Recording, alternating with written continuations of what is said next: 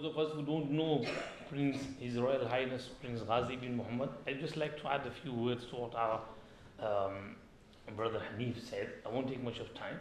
Prince Ghazi bin Muhammad was born on 15th October 1996. He is the Jordanian prince, a professor of philosophy, and he is a Sayyid.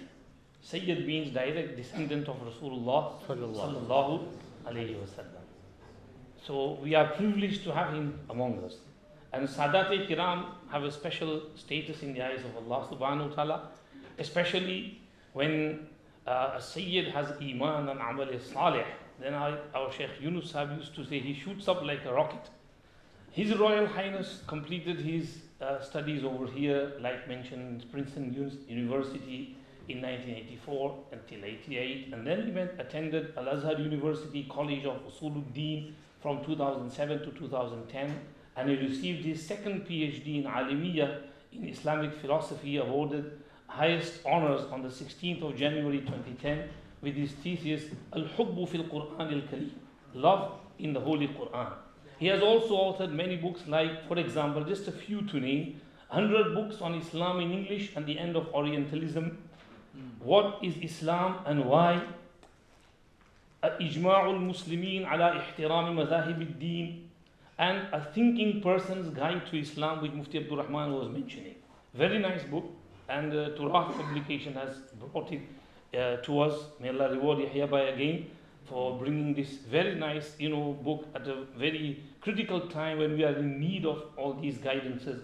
And finally, the book which is in front of us, a tentative guide to the themes of the surahs in the Quran. Along with what Mufti Abdul Rahman was saying, we do get objections from people that Quran is just a compilation of different things here and there. There is no rabt and connection between the ayat and the surah. So His Royal Highness has, endeavored to get rid of this objection and to say that it is marboot, everything is connected. So, Alhamdulillah, as we learned from Mufti Abdul Rahman Sahib, and this book will inshallah increase your love for the Quran as well. It will portray the miraculous nature of the Holy Quran in its inimitability, in its compilation, and inshallah your love for the Quran will be increased. And finally, His Royal Highness's humility. Yahya Bhai was telling me that we asked him to talk about his own book, and he said, no, Hazrat Mufti Taqi Sahib is my ustad, he's like my teacher, I can't speak in front of him while my book.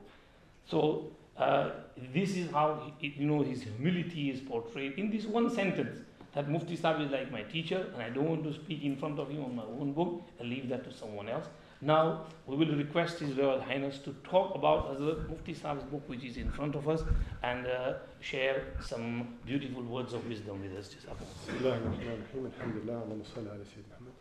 Thank you, Maulana. Thank you all for coming. Thanks to SOAS. Thanks to Brother Yahya for organizing this and for getting the books out in time.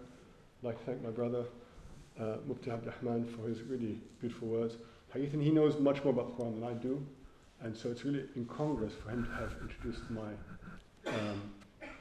book, but that's the barakah of Yahya. He press ganged Mufti Abdul Rahman into introducing it, so I thank them both for that. I just want to say one thing.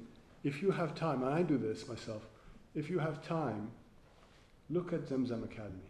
This is Mufti Abdul Rahman's channel and Turath's channel. There's a lot of barakah. I listen to it all the time when I have something, when I'm multitasking, when I'm working. I have it in the background. It's really, you can pick up a lot of knowledge and knuckle of a lot of books. There's really a lot of barakah in that.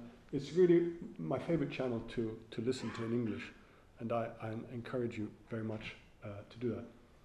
I'll just say one thing. It was Mufti Taqi. I'm by training philosopher. I'm not alim. I'm sitting with two alims, and I hope in the akhirah I will sit with two alims. So I'm a philosopher by training, and I even at the Azhar, my PhD was in philosophy, and I know literature. And so I saw this thing, but I would have never dared to write the book had I not the idhn and the barakah from Mufti Taqi. I was telling him, this is my idea and this is what I see. And he said, no, you write it. So I wrote it sort of gingerly, but it was really the barakah of Mufti Taqi. And he said, write it in Ramadan. And so I was writing it last Ramadan. And I got to the end of Surat Yusuf, and I became so ill that about halfway through I couldn't move. I was so sick I couldn't move. About 2 days, 3 days. So I said, okay, I'll stop. And it's really for the ummah to decide if this is there or not there. And by the ummah, I mean the community of ulama. It's the ulama that must decide if this is true or if it's not true, and if it's of benefit, and if it's not of benefit. That's what I see. I put it up. In essence, intellectual history in Islam is a marketplace of ideas amongst the ulama, and it's the ulama that must decide collectively. If someone like me, who's specialized in a field that serves the main fields, which are fiqh and tafsir and hadith, states something definitively, then I can easily wind up in hell. So I've just said, with the barakah of Mufti Taqi, I've said, this is what I've seen. Please have a look at it. I found it useful. This is what I've seen. I may be right, may be wrong. Let the ummah decide. All right, alhamdulillah. That's this book. Right, bismillah. Now let me speak about this book. First of all, it's a great honor to be sitting next to Mufti Taqi, and it's very awkward to say what I really think and feel when he's sitting right next to me, because you're not supposed to praise people in their presence. But there's some objective things I have to say. And I'll just tell you one story that happened to me over the years. I'll just give you a story. And this is to do with economics. For years, I really couldn't understand, and I don't know, I've never studied economics, and I never took particularly great interest in it, and I really couldn't understand why Allah subhanahu wa ta'ala wages war, him and his prophet. It's very drastic. It's very drastic in the Quran. فَأْذَنُوا بِحَرْبٍ مِّنَ اللَّهِ وَرَسُولِهِ. طيب, it's very drastic on interest. I just didn't get it. I don't know, probably more obvious to you. But then I read just this small booklet which Yahya put up from Mufti Taqi, and I talked to him about it. And it hit me like a thunderbolt. Why? Because interest is a war. It's a war on the poor in general, and it's a war on the person you're giving a loan to. It's a war because it's relentless and you're taking away his wealth. And then it's a war on everyone, because everyone who isn't lending their money is getting less. So therefore you've got a war in general, that's the war from Allah, and a war in particular, that's the war from the Prophet ﷺ. This thing hit me like a thunderbolt. And you'll find throughout Mufti Taqi's works that there are these, subhanAllah, like these bullseyes that he gets, and you won't find it anywhere else.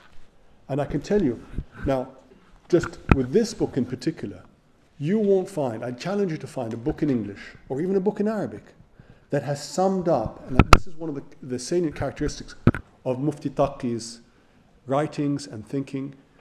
And I think it comes from Mawlana Ashraf Thanawi, because it comes back from there. There's a kind of silsila of barakah where he's getting things right. It's just, subhanAllah, I'm always astounded by this.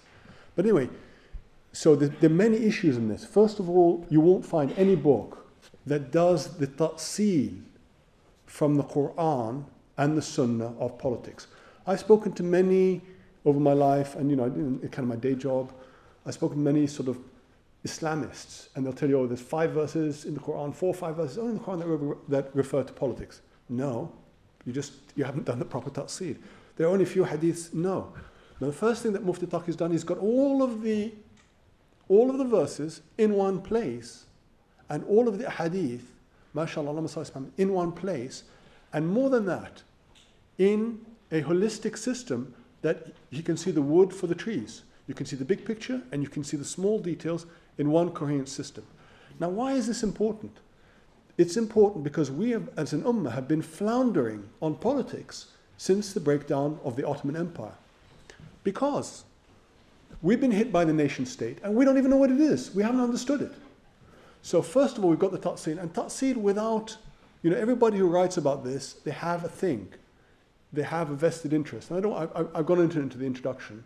They have an invested interest, and they want politics to be this, to justify either their views or their nizams or whatever it is. They want to justify this, and they have Islam fitting into politics rather than seeing objectively what Islam has said.